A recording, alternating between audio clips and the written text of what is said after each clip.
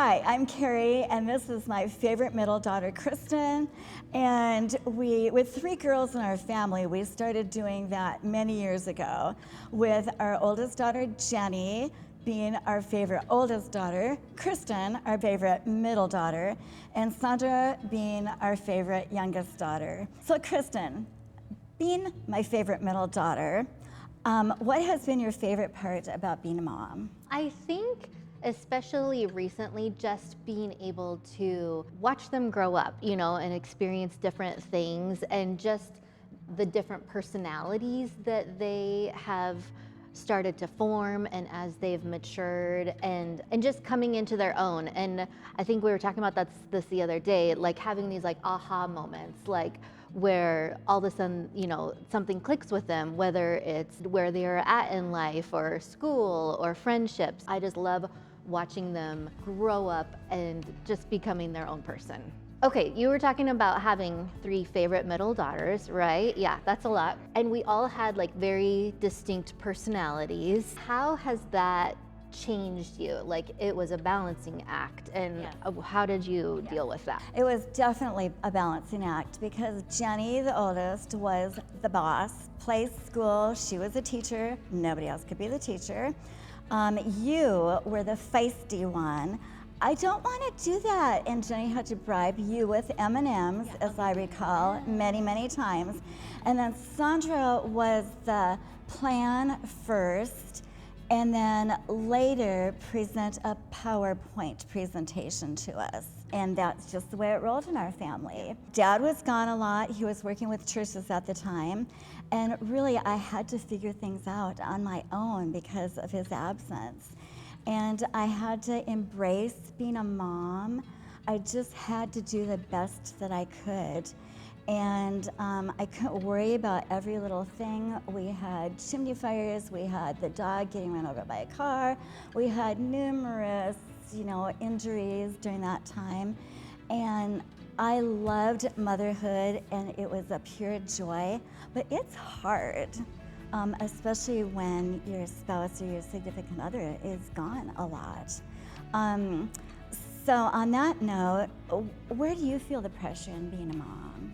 I just can't keep up with the Joneses, I can't have the best of the best. I can't, I can't be perfect. And especially now, social media being so in everyone's faces, and everyone puts their perfect life on social media. And so you see that and you think, I'll never be able to live up to that.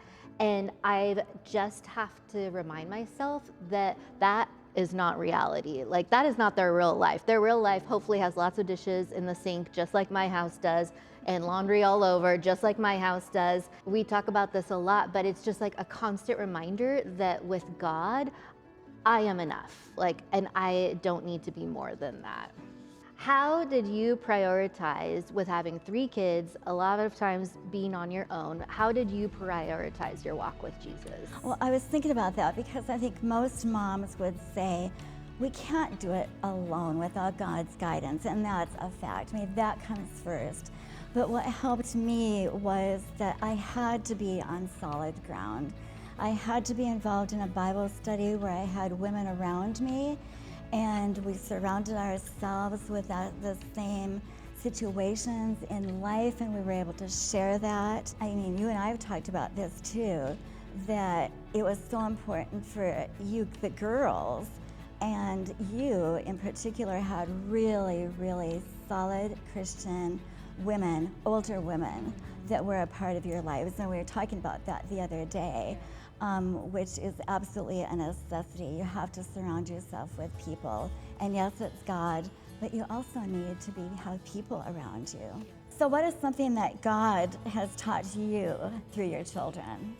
Well, it's ironic that you asked that, because I relearn all the time that I have no control in my life, and life just happens. And you know this very well, that my daughter, she had an allergic reaction and ended up in the ER at Mary Bridge last weekend. And even though I felt so out of control, like what is happening, it's a reminder that God is always in control, even when I feel way out of control. I don't know if I appreciate that reminder, but it is always a good reminder that, that God is always walking next to you. So how do you hope to grow as a mom? So my kids are 11 and 16. I feel like now my life isn't as physically demanding as when they were toddlers and even their young elementary age, but it's more mentally demanding. And I have lots of conversations with my kids and with my son and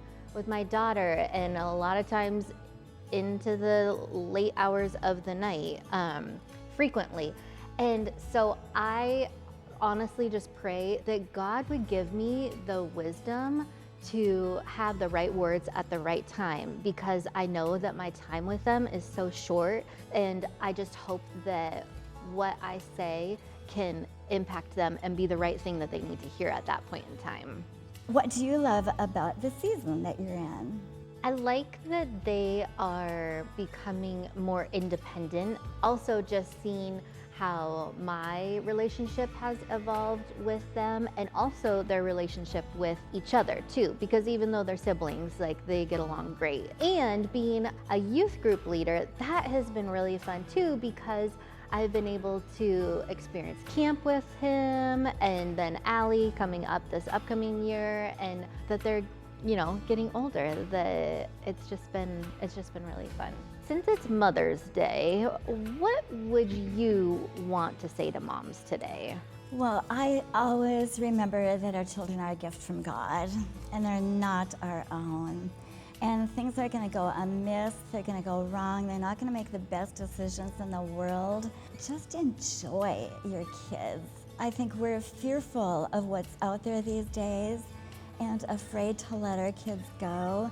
And we just need to know that God has them in his hand, and he's going to take care of them and lead them according to what he wants.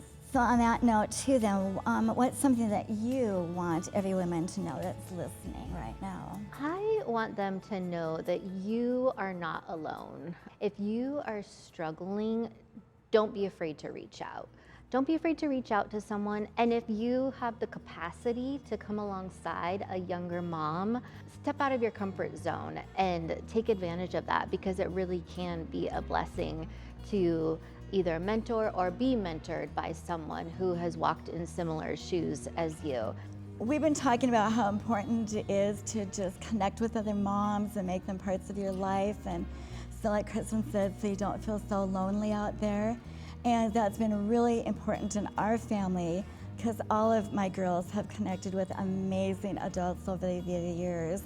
And so we have a special guest today that actually we're so happy to see. This is my granddaughter, Allie, and Kristen's daughter. And so we're glad you're here today. So Allie, again, we're glad that you're here today. And I have a question. What do you absolutely love about your mom? You've got the best mom ever, but I know there's some things that are really special. What's like really special about my mom is that she'll take like work time away to spend some like quality time with me, and like enjoys like the moment with me. And she also will like protect me however she needs to, and like loves me however she needs to. And I just think that's really important, because sometimes I'll be like really upset, and then she'll just always be there for me whenever I need her. All right, Allie Jane, what do you love about Grandma? What I love about Grandma the most is that she'll always like get me treats and like bakes like the best foods. But then also she'll like love me how like whenever I need her, and sometimes I'll be like upset because my parents are gone. And when she's watching me, she'll always just be there and like spend some time with me to like calm me down and like just do whatever she needs to do to like just bring me back into the moment with her. Mm-hmm. That's sweet. We really appreciate being here, and I appreciate Kristen for participating, and Allie, especially you, because I know it's kind of scary. We just want every mother to have a great Mother's Day, so happy Mother's Day!